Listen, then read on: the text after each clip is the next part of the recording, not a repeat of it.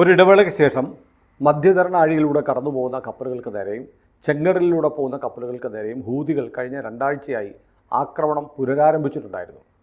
ഇപ്പോൾ അവർക്ക് നല്ലൊരു തിരിച്ചടി കിട്ടിയെന്നാണ് പുതിയ വാർത്തകൾ വരുന്നത്. അതായത് ട്രംപ് അധികാരമേറ്റ ശേഷം ഉള്ള പ്രധാനപ്പെട്ട ആക്രമണമാണ് മിഡിൽ ഈസ്റ്റിലെ.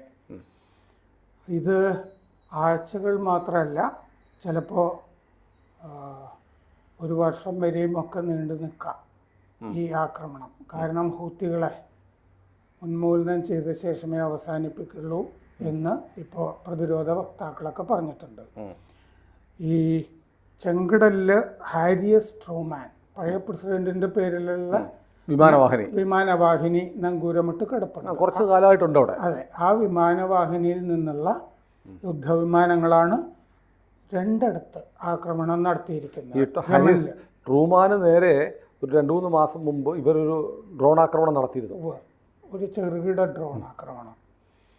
എന്നിട്ട് ഇത് സന, യമന്റെ തലസ്ഥാനമായ സനയിലും വടക്കൻ മേഖലയായ സദ, ഈ 2 സ്ഥലത്തുമാണ് ആക്രമണം നടത്തിയത്. 21 പേര് കൊല്ലപ്പെട്ടിട്ടുണ്ട്.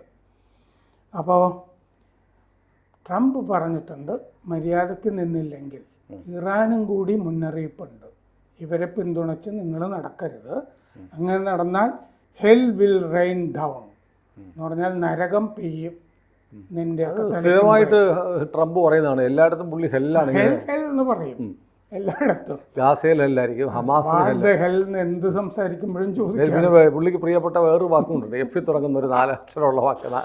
അത് ഈ അമേരിക്കക്കാർ പൊതുവെ ഈ നാശം എന്നൊക്കെ പറയുന്നതിന് പകരം എപ്പോഴും വാട്ട് ദ ഹെൽ എന്നിങ്ങനെ പറഞ്ഞുകൊണ്ടിരിക്കുമല്ലോ. ഇതും പറയും, മറ്റേതും എഫ് വാക്ക്. അതെ അതെ. അപ്പോൾ ഇറാനോട് പറഞ്ഞിട്ടുണ്ട്, ഇറാൻ അക്കൗണ്ടബിൾ ആണ്, ഇതുങ്ങളെ പിന്തുണച്ച് നടക്കരുത് എന്ന് പറഞ്ഞ മുന്നറിയിപ്പ് ഇറാനും ഉണ്ട്. ഇറാൻ്റെ ഖമനേയ്ക്കൊരു കത്തെഴുതിയിരുന്നല്ലോ ട്രംപ്, ഈ ആണവായുധ സംഭവങ്ങളെ പറ്റിയിട്ടൊക്കെ ചർച്ചയ്ക്ക് തയ്യാറാണെന്ന് പറഞ്ഞിട്ട് അത് തള്ളുകയും ചെയ്തിരുന്നു ഖമനേയി. അതിനെപ്പറ്റി ഞാൻ വായിച്ചിരുന്നൊരു റിപ്പോർട്ട് എന്താണെന്ന് വെച്ച് കഴിഞ്ഞാൽ, ഈ ഇറാനുമായിട്ടുള്ള വെടിനിർത്തൽ ആവശ്യമുണ്ടെന്ന് കരുതിയിട്ട് എഴുതിയ കത്തല്ലത്. ഖമനേയി ഇതൊക്കെ വിശ്വസിച്ചിട്ട് കുറച്ചു കാലം ഇങ്ങനെ പോകുമ്പോഴേക്കും ഇസ്രയേലിന് ആണവ കേന്ദ്രങ്ങൾ ആക്രമിക്കാനുള്ള സമയം കിട്ടും, അതിനുവേണ്ടി എഴുതിയ കത്താണെന്നൊരു റിപ്പോർട്ടിൽ പറഞ്ഞിരുന്നു. ചിലപ്പോൾ ഖമനേയിക്കും അത് തോന്നിയിട്ടുണ്ടാവും, അതാണ് ഇത് റിജക്റ്റ് ചെയ്തത്. എന്തായാലും അതിന് പിന്നാലെ ഈ ആക്രമണവും വന്നിട്ടുണ്ട്. അപ്പോൾ ഇപ്പോൾ ഈ സനയിൽ 9 പേരാണ് കൊല്ലപ്പെട്ടത്, 9 പേർക്ക് പരിക്ക്, 13 പേർക്ക് പരിക്ക് പറ്റിയിട്ടുണ്ട്. വടക്കൻ സദയിൽ 10 പേര് കൊല്ലപ്പെട്ടു, അതിൽ 4 പേര് കുട്ടികളും ഒരു സ്ത്രീയും ഉണ്ടെന്നാണ് പറയുന്നത്. 11 പേർക്ക് പരിക്ക് പറ്റിയിട്ടുണ്ട്. ഇത് അൽ മസീറ TV റിപ്പോർട്ട് ചെയ്തിട്ടുണ്ട്. അത് അവരുടെ തന്നെ TV ആണ്, ഹൂത്തികളുടെ. അൽ ജസീറ അല്ല, അൽ മസീറ. അങ്ങനെയുണ്ടോ? അവരുടെ അവരുടെ ടിവിയും ചാനലുകളിലും നിന്നുള്ള വിവരങ്ങളാണ് ഇത്. പിന്നെ ട്രംപ് പറഞ്ഞൊക്കെ നമ്മൾ പറഞ്ഞല്ലോ, ഈ സാദയിലെ അൽ ഷാഫ് എന്ന് പറഞ്ഞ സ്ഥലത്തൊരു വീട്ടിൽ മറ്റേ ബോംബാക്രമണം നടന്നിട്ട് 2 പേര് കൊല്ലപ്പെട്ടതായിട്ടും അവർ പറഞ്ഞിട്ടുണ്ട്. അപ്പോൾ ഒരു വീടിനും ആക്രമണത്തിൽ കേടുപാടുകൾ ഉണ്ടായി എന്നുള്ളത്.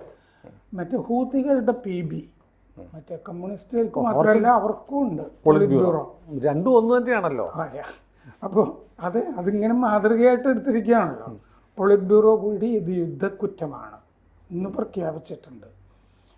ഇവർ ആക്രമിക്കുന്നത് കുറ്റമല്ല, ഇവർക്കിട്ട് തിരിച്ച് ആക്രമിച്ചാൽ യുദ്ധക്കുറ്റമാണ്. ഇങ്ങനെ ആ കടലിൽ കൂടിയുള്ള കച്ചവട കപ്പലുകൾ മുഴുവൻ ചെങ്കടലിൽ ആക്രമിച്ചുകൊണ്ടിരിക്കുകയാണ്. എന്നിട്ട് ദക്ഷിണാഫ്രിക്ക ചുറ്റി കൂടുതൽ ചെലവും ദിവസവും എടുത്തിട്ടാണ് കച്ചവട കപ്പലുകളൊക്കെ പോകുന്നത്. അപ്പോൾ സനയിലെ ഒരു കെട്ടിടം തകർന്നിട്ടുണ്ട്. അവിടുത്തെ ആളുകൾ പറയുന്നത് ഭൂകമ്പം പോലെയായിരുന്നു സ്ഫോടനത്തിൻ്റെ ശബ്ദം എന്ന് പറഞ്ഞിട്ടുണ്ട്. 2 സ്ഫോടനങ്ങൾ ഉണ്ടായി, ഭൂകമ്പം പോലെയായിരുന്നു എന്ന് അവർ പറഞ്ഞിട്ടുണ്ട്. കഴിഞ്ഞ ഒരു ദശകത്തിൻ്റെ ഇടയിലാണ് ഈ ഹൂത്തികൾ യമൻ പിടിച്ചത്. 2023 നവംബർ മുതൽ കച്ചവട കപ്പലുകൾക്കെതിരെ 100-ലധികം ആക്രമണങ്ങൾ ഇവർ നടത്തിയിട്ടുണ്ട്. പിന്നെ അമേരിക്കയുടെ ഈ എയർ ഡിഫൻസ്, അതിനെതിരെ വ്യോമ പ്രതിരോധ സംവിധാനങ്ങൾക്കെതിരെയൊക്കെ ഇവർ ആക്രമണം നടത്തിയിട്ടുണ്ട്. 2 കപ്പലുകൾ മുക്കി, ഒരെണ്ണം റാഞ്ചി, 4 നാവികരെ കൊന്നു. പിന്നെ തെക്കൻ ആഫ്രിക്ക വഴിയാണ് കച്ചവട കപ്പലുകൾ. നമ്മുടെ 12 കപ്പലുകൾ, യുദ്ധക്കപ്പലുകൾ അവിടെ ഉണ്ട്. ഇതിനൊക്കെ എതിരെ പോരാടാൻ വേണ്ടിയിട്ട്, കപ്പലുകൾക്ക് കടന്നു പോകാനും ഒക്കെ വേണ്ടി നമ്മളാണ് പ്രധാനമായിട്ട് അവിടെ ഒരു സന്നാഹം തന്നെ തീർത്തിരിക്കുന്നത്, ഇന്ത്യ. യൂറോപ്പിനാണെങ്കിൽ വേറെ അവർക്ക് സന്നാഹങ്ങളൊന്നും ഇല്ലാത്തതുകൊണ്ട് യൂറോപ്പ് അതിൽ വലിയ ഹാപ്പിയാണ്, ഇന്ത്യയുടെ സേന അവിടെ ഉണ്ടല്ലോ എന്നുള്ള കാര്യത്തിൽ. ഈ അമേരിക്കയുടെ സെൻട്രൽ കമാൻഡാണിപ്പോൾ ഹൂത്തികൾക്കെതിരായ ആക്രമണം നയിക്കുന്നത് എന്ന് അമേരിക്കയിൽ നിന്നുള്ള റിപ്പോർട്ടുകളിൽ പറയുന്നുണ്ട്. ഈ ചൊവ്വാഴ്ച ഹൂത്തികൾ ചെങ്കടലിലും അറബിക്കടലിലും ഇസ്രയേൽ കപ്പലുകളെ ആക്രമിക്കുന്ന മുന്നറിയിപ്പ് ഉണ്ടായിരുന്നു ചൊവ്വാഴ്ച. അതിൻ്റെ പിന്നാലെയാണ് ഈ ആക്രമണം നടക്കുന്നത്. ബാബൽ മണ്ഡബ്, ഈ സ്ട്രൈറ്റ് ഉൾക്കടൽ, പിന്നെ ഗൾഫ് ഓഫ് ഏഡൻ, ഈ 2 ഭാഗത്തുമാണ് നിരന്തര ആക്രമണം നടത്തിക്കൊണ്ടിരിക്കുന്നത് അവർ. ഈ ചെങ്കടൽ വഴിയാണ് 12% കച്ചവട കപ്പലുകളും യാത്ര നടത്തുന്നത്. ഈ പെൻറ്റഗൺ വക്താവ് സീൻ പാർണൽ പറഞ്ഞു, അമേരിക്കൻ കപ്പലുകളെ ഹൂത്തികൾ 174 തവണ 2023 മുതൽ ആക്രമിച്ചിട്ടുണ്ട്. കച്ചവട കപ്പലുകളെ 145 തവണയും ആക്രമിച്ചിട്ടുണ്ട്. അപ്പോൾ അതുകൊണ്ട് ഞങ്ങൾ ഇനി ഇത് സഹിക്കുന്നതല്ല. 2014 സന ഈ ക്യാപിറ്റൽ പിടിച്ചത് ഹൂത്തികൾ. 2022 ചെറിയ തോതിൽ വെടിനിർത്തലൊക്കെ പ്രഖ്യാപിച്ചൊരു ശാന്തത ഉണ്ടായിരുന്നു. ഇനി ശാന്തത ഉണ്ടാവില്ല, തുടച്ചു നിൽക്കും. ഇത് ഇപ്പോൾ ഈ കഴിഞ്ഞ ഈ ആക്രമണം മുതൽ ഇനി ഹൂത്തികൾക്കെതിരായ ആക്രമണത്തിനെ പറ്റിയും പ്രത്യാക്രമണത്തിനെ പറ്റിയും നമ്മൾ ചർച്ച ചെയ്യേണ്ടി വരും. ഇതാണ് ഇപ്പോഴത്തെ അവസ്ഥ. അപ്പോൾ 2023 മുതൽ ഈ ആക്രമണങ്ങൾ നടക്കുന്നുണ്ട് കച്ചവട കപ്പലുകൾ.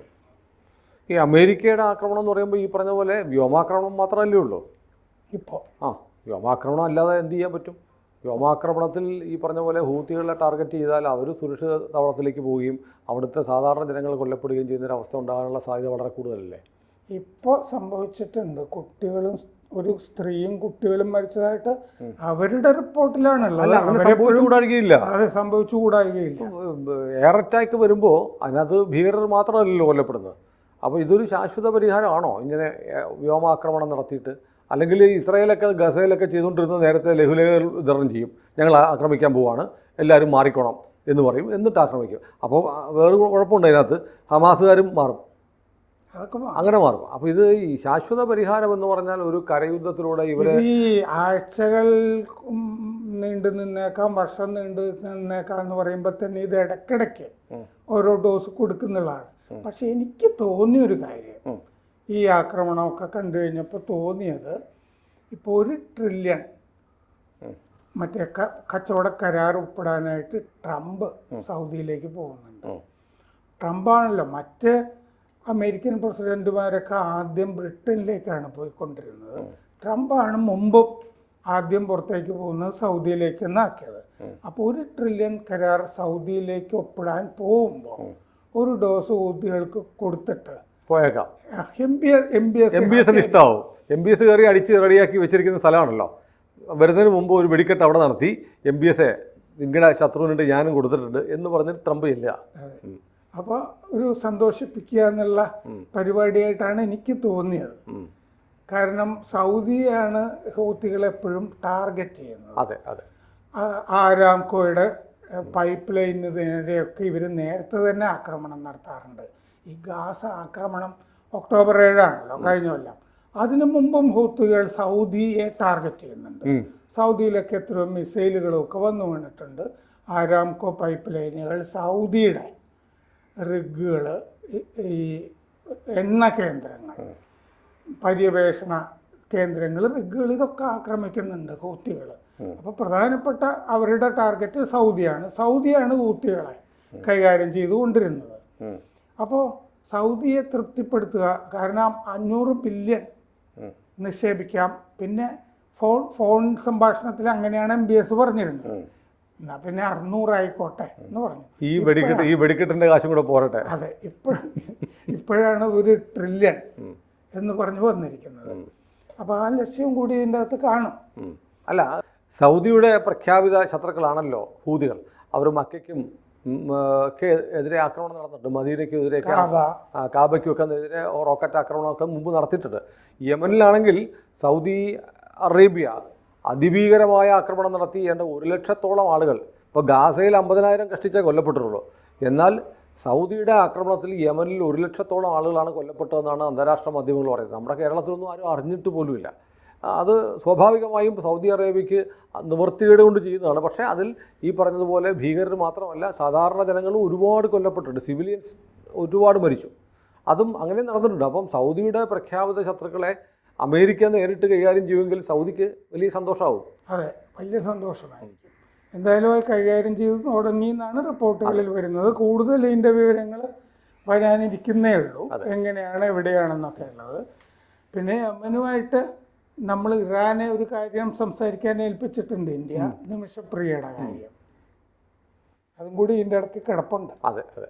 കൂടുതൽ വാർത്തകളും വിശേഷങ്ങളും നിങ്ങളിലേക്ക് എത്താൻ ABC മലയാളം സബ്സ്ക്രൈബ് ചെയ്യുക, ബെൽ ബട്ടണും അമർത്തുക.